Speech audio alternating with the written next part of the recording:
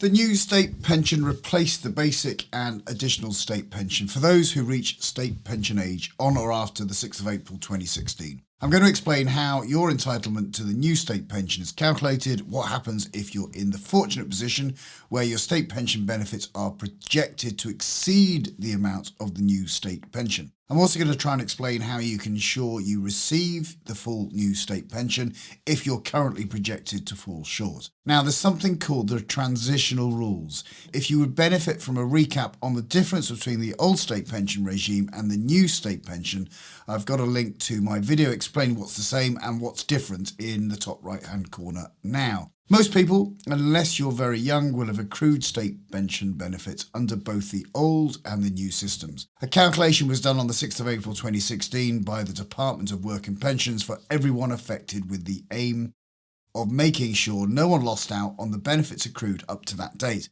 Your accrued benefits were protected.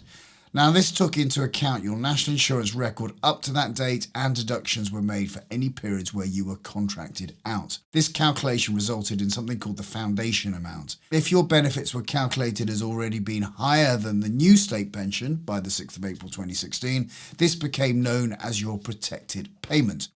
You cannot accrue any further state pension entitlements after that date, but you will be guaranteed to receive your full amount. To be clear, the protected payment is the amount above the new state pension, but you will receive it as one state pension payment when you reach state pension age. If the first calculation on the 6th of April 2016 showed that your accrued state pension benefits were below the level of the new state pension, a second calculation was undertaken. It's fairly complex, but the aim was to work out what pension you would have accrued by April 2016 had the new state pension regime been in place since you started work, taking into account any periods you were contracted out. Whichever figure was higher, the figure from calculation 1 or calculation 2 would then become your starting amount or foundation amount upon which you could accrue additional benefits as you head towards state pension age. To be specific, you will accrue further state pension entitlement of 1/35th of the full amount, i.e. £5.29 per week, based on the current new state pension amount of £185.15 per week for each additional qualifying year, as long as your aggregate entitlement does not exceed the full state pension amount. Another option to top up your entitlement to the full new state pension allowance is to make voluntary national insurance contributions. The rate for making voluntary Class 3 contributions, for example, is £15.85 per week in the current tax 22-23 tax year, and each year of national insurance buys a weekly pension of 1/35th of the full new state pension, which is currently equal to £5.29.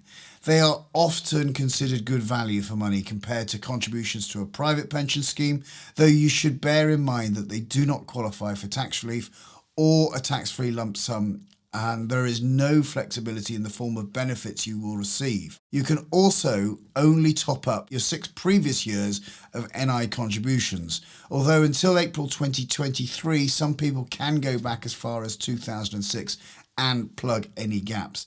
But you need to check you're eligible for this, and I'll put a link in the video below for you to check that out. Thank you so much for watching. I hope you've enjoyed this video and it's been useful to you. If it has, please press the like button now.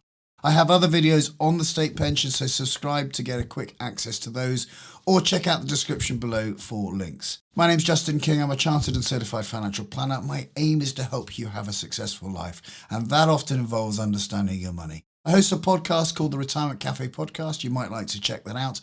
I'll put a link in the description below. And of course, you can sign up for my weekly newsletter, which is packed with inspiration and tips for a successful retirement.